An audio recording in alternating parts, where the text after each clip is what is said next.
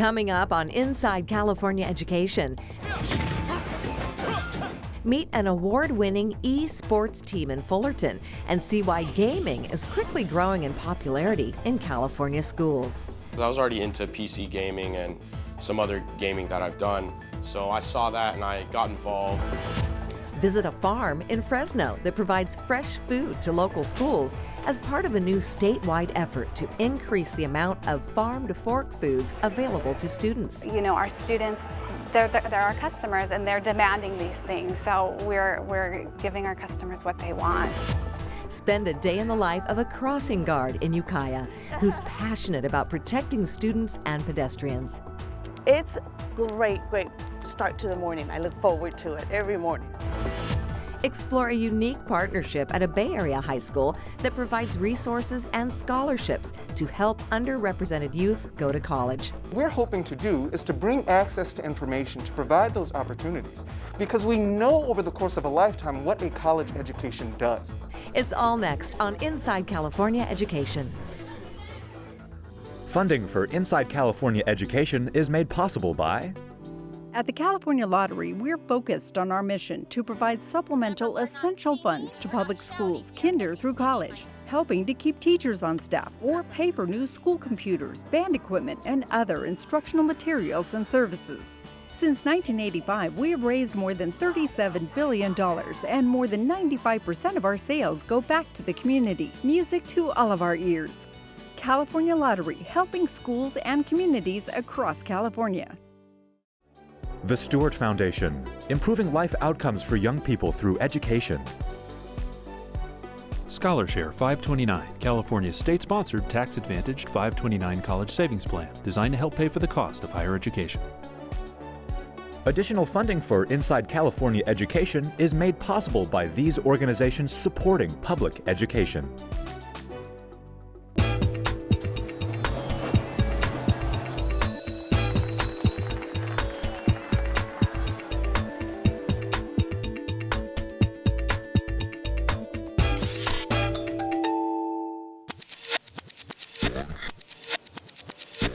Do you think you could land on them with the down air maybe?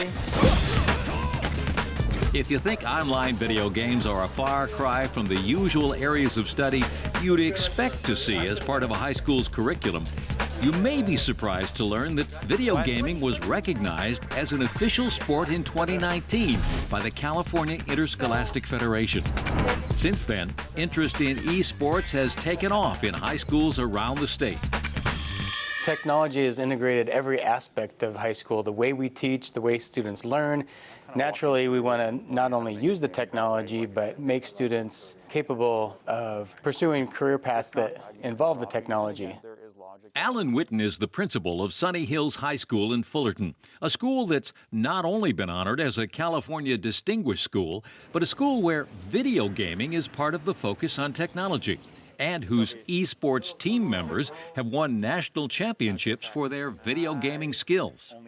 What I like about video games especially is that they offer this level of interactivity that something like a board game or books or movies just can't really portray.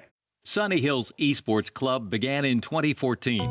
Regular practice sessions allow young men and women to hone their gaming skills and vie for a spot on the school's competitive team, facing challengers online in local, regional, and national competitions. I saw the esports club and kind of intrigued me because I was already into PC gaming and some other gaming that I've done. So I saw that and I got involved. And then my sophomore year, I got even more involved and was the coach for one of the teams. This is. Can you play as an individual and as a team? Yeah. So you could have an individual competition. You could have a team competition. Myra Deister is the esports club advisor and a computer science teacher at Sunny Hills. She says students here compete in either one-on-one Smash Brothers gaming tournaments or 5-person League of Legends team play, where communication is critical. They really need to be able to think ahead as far as, okay, what's going to be my next move? What's going to be the best next move? You have to be able to communicate well, communication skills especially, because you need to be able to communicate with your teammates so that you can figure out how the team is going to do their next move. I think when you're like F-tilting at the ledge, you could just turn around and do the 1-2-3 jab, and that would kill at like 150, right? Science teacher Alexander Hua coaches students in the one-on-one smash gaming competitions. He brings a wealth of experience to the team, having competed himself in global gaming tournaments. Team member Andres says the coaching input is critical to winning consistently. Mr. Hua, my coach, he likes to point out things that I'm doing or the opponent's doing that's a habit, and how I can improvise and how I can improve from that. He makes me see things that I don't see. I get to adapt, and it has worked multiple times when I was competing, when he coached me. Many students play games for fun, and I think with the academic side, we're showing kids that not only can you play games for fun, but there are possibilities that this could also be a career, that there are jobs for people that have these same interests as these students. Sunny Hill's eSport team members have taken top honors in gaming competitions at both the state and national level, winning cash and trophies from the North American Scholastic Esports Federation. So Construct 3, you're going to basically create your characters, create the layouts, make the events, make this into a functional game, and something that we're going to share with each other and be pretty fun, I think, to see what you guys come up with. Instructor Jack Adams helps students create their own gaming scenarios while learning about computer coding. The school sees esports as an incentive, attracting students to traditional academic endeavors and furthering their interest in STEM courses, science, technology, engineering, and mathematics. Our club is meant to not only appeal to the people who want the competition and who want, the glory, but also the more casual player base, the people who just want to hang out with friends. Some kids are just, gamers and love that aspect of it. A lot of kids love computer science and learning the back end of the computer, building computers, learning how to code. So there's both of those, but at the end of the day, we're equipping them for whatever they're going to pursue. You saw them in there when they're practicing, they're playing with their teammates, the collaboration, the high-level problem solving, the passion you see. That's been really rewarding. Nice. Esports is rapidly becoming a popular college sport. In 2016, there were only 7 colleges offering varsity esports teams. Now, there are 170 colleges with more than 5,000 students playing esports. About $16 million in college scholarships and aid was offered to players, with typical scholarships ranging from $500 to $8,000 a year. Like traditional athletes, esports players may go on to play professionally.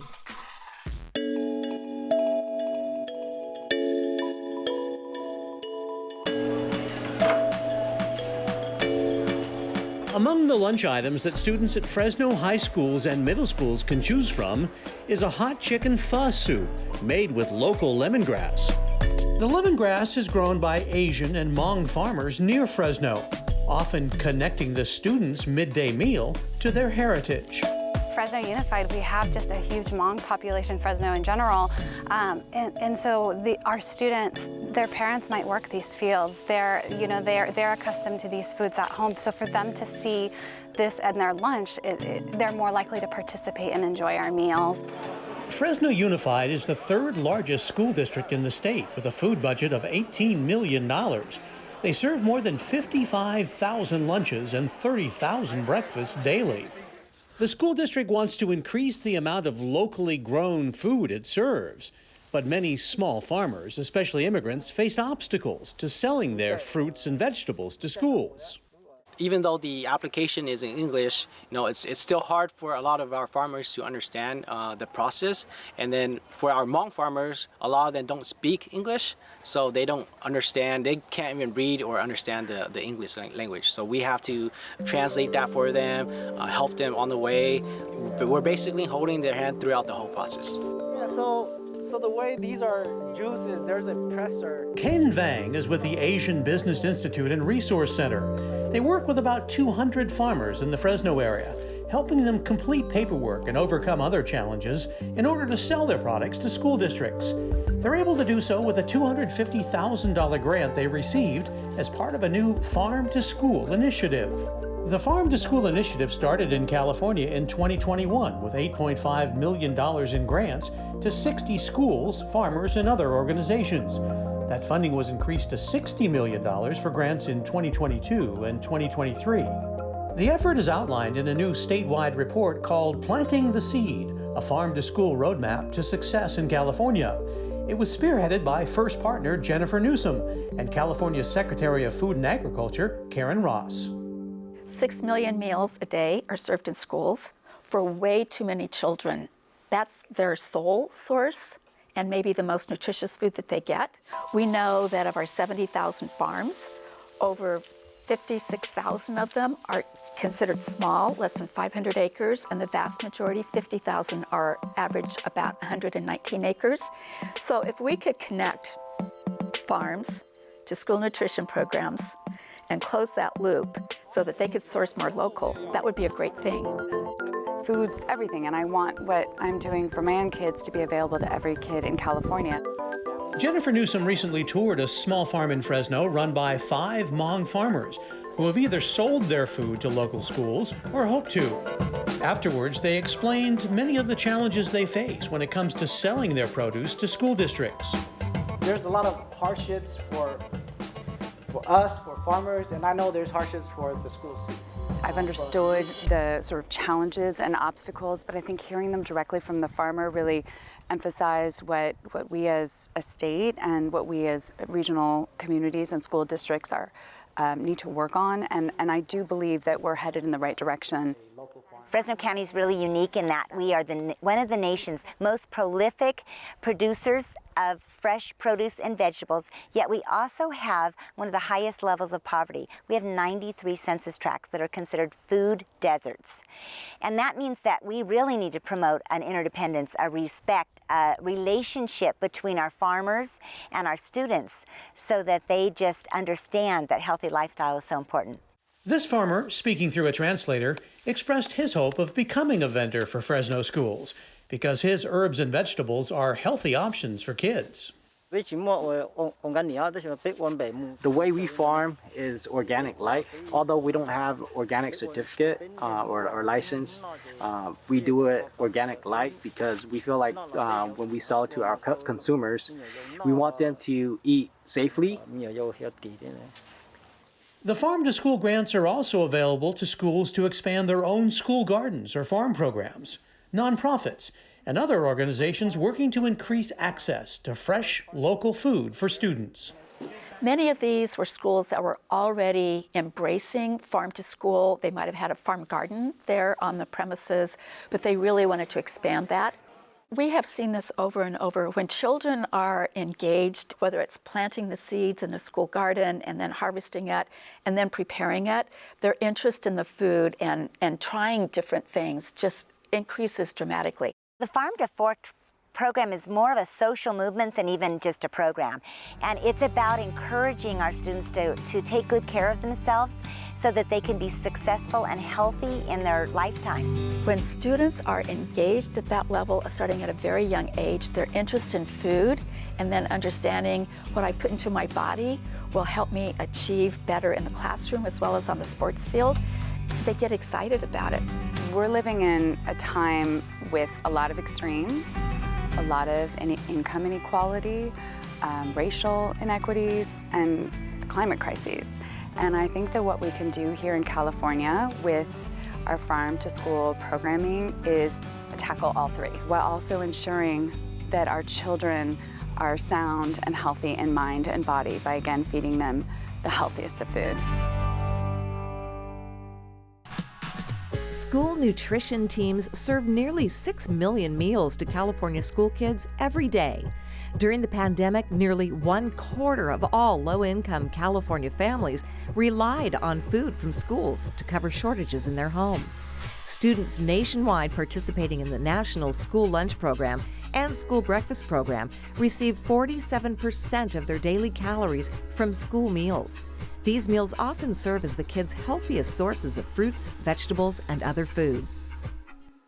Still ahead on Inside California Education, meet students at a Bay Area high school enrolled in a pilot program that provides them with scholarships and a coach to help them through their entire college experience. So that one-on-one connection and that relationship that students build with their coaches really help them, come into their own. But first, we spend a day in the life with a school crossing guard prior to the pandemic as she navigates a busy street corner in Mendocino County.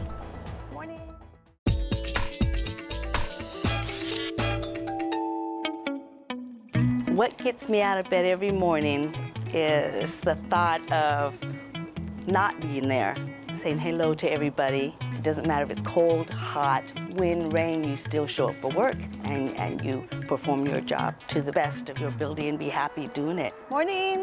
My name is Patty Dow. I'm a crossing guard at Frank Zeke Elementary.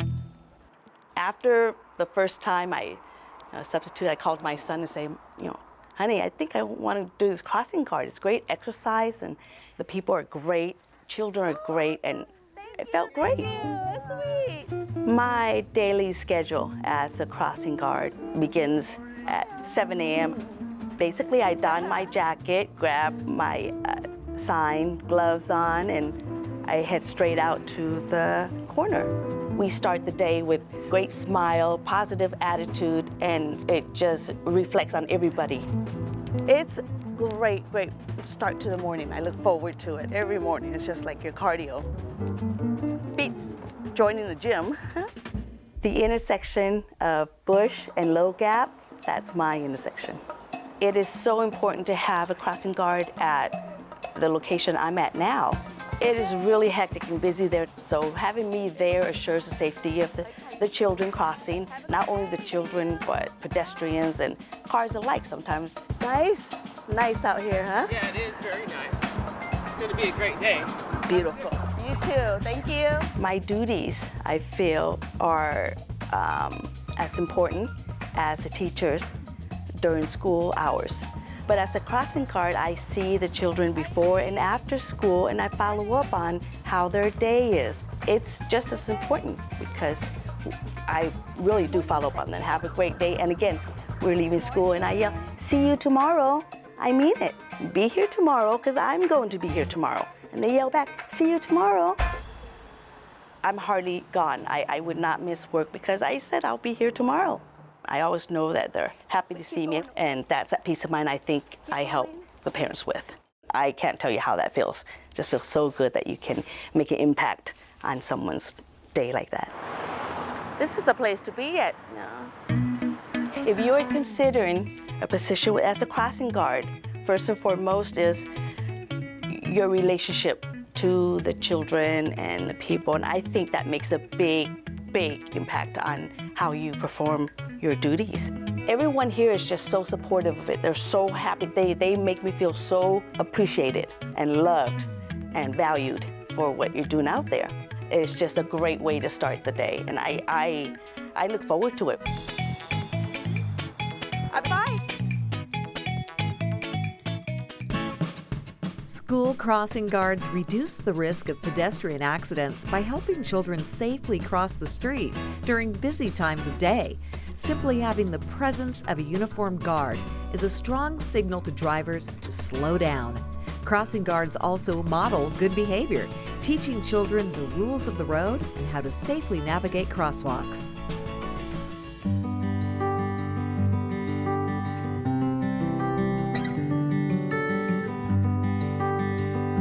Pittsburgh High School in the Bay Area's Contra Costa County is a diverse campus of 3,400 students. 75% of them come from families with incomes at or below the poverty level.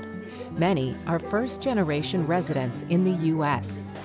It may not surprise you that for many of these students, college feels more like an abstract idea than an option that could ever be available to them. Not everybody go to college, like they have to make sacrifices, and people don't have money for it. For many students, it's almost like a mystery. It's almost like a secret. This high school is demystifying the experience by partnering with a nonprofit called Making Waves. The foundation helps historically underserved youth attain higher education by providing them with the tools they need to get into college and graduate with as little debt as possible. What we're hoping to do is to bring access to information to provide those opportunities, because we know over the course of a lifetime what a college education does. It not only improves the life of the individual who receives the degree, but multiple generations of that person's family are then on a track to excel as well. That's what makes Anthony Gonzalez so hopeful and motivated to succeed. He sees college as an opportunity for both him and his entire family. Anthony was one of 18 students who graduated from Pittsburgh High in 2021 as part of the first class in this pilot program. It makes me feel really honored to know that I'm the first wave from the Making Waves Foundation here at Pittsburgh High School, because I'm able to break that barrier that many students don't have access to going to college and obtaining that higher education. The Making Waves Foundation offers workshops for all Pittsburgh High students, covering college and financial aid planning. Then, those who are interested can apply in their senior year to be part of the college and alumni program. If accepted, it not only provides students with scholarships and planning tools, it also pairs them with a coach who guides them one-on-one through their entire college career. We talk about everything. We talk about how to talk to your roommates, how to navigate talking to your professor, really looking at their finances. How do you build a budget? How do you manage your scholarship funds and really live on campus away from home for the first time ever? Do you have your resume already built out? No, I'm still working on that. So that coach is there to help you, not only academically, but check up on you physically, mentally, and just provides you with life-changing tips, lessons. And then you're going to use that to apply for this internship opportunity. Okay. Awesome. The one-on-one piece is so important because trust is so important in this process. It can be embarrassing to ask questions and to not have the answers that you think all of your peers have. Dr. Christina Wright has coached hundreds of students in her 20 years with the Making Waves Foundation. She says the one-on-one coaching is as instrumental to their program as their focus on financial literacy. We really built in the financial literacy piece with students because we want them to be knowledgeable about the decisions that they're making. From the time they make a choice about which college they want to go to which credit card they want to get, to their first car. Principal Todd Whitmire says the expense of college and not knowing how to find funding is what prevents many of his students from even trying. How do I pay for college application fees, or how do I pay for the SAT?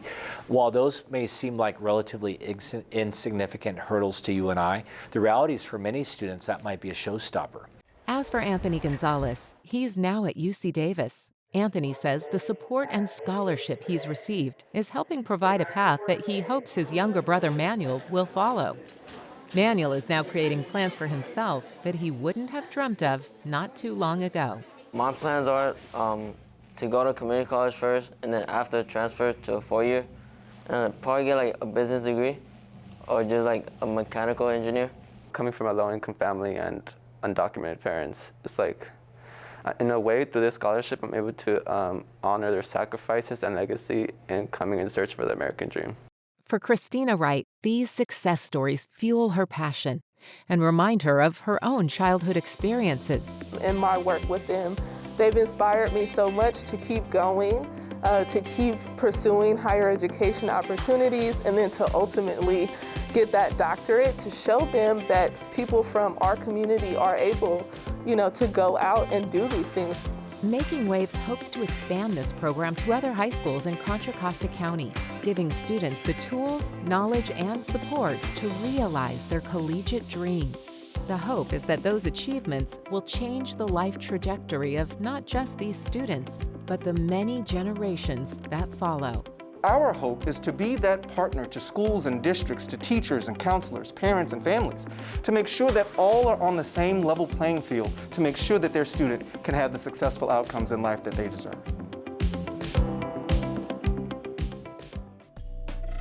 Research shows that students who are the first in their family to go to college are more likely to incur debt for their education and are less likely to complete a bachelor's degree. Earning a college degree has a significant impact on the next generation, as the children of college graduates are more likely to attend a four-year institution, earn higher incomes, and graduate from college with less debt. That's it for this edition of Inside California Education. If you'd like more information about the program, log on to our website, insidecaled.org. We have videos from all of our shows, and you can connect with us on social media. Thanks for joining us. We'll see you next time on Inside California Education. I think when you're like F-tilting at the ledge, you could just turn around and do the 1, 2, 3 jab. Nice. Nice out here, huh? Yeah, it is very nice. It's going to be a great day. Beautiful. You too. Thank you. Another key philosophy for us is that children learn by doing. Set myself and edit it, give you feedback, and then you're going to use that to apply for this internship opportunity. Okay. Funding for Inside California Education is made possible by... At the California Lottery, we're focused on our mission to provide supplemental essential funds to public schools, kinder through college, helping to keep teachers on staff or pay for new school computers, band equipment, and other instructional materials and services. Since 1985, we have raised more than $37 billion, and more than 95% of our sales go back to the community. Music to all of our ears. California Lottery, helping schools and communities across California. The STUART Foundation, improving life outcomes for young people through education. ScholarShare 529, California's state-sponsored, tax-advantaged 529 college savings plan, designed to help pay for the cost of higher education. Additional funding for Inside California Education is made possible by these organizations supporting public education.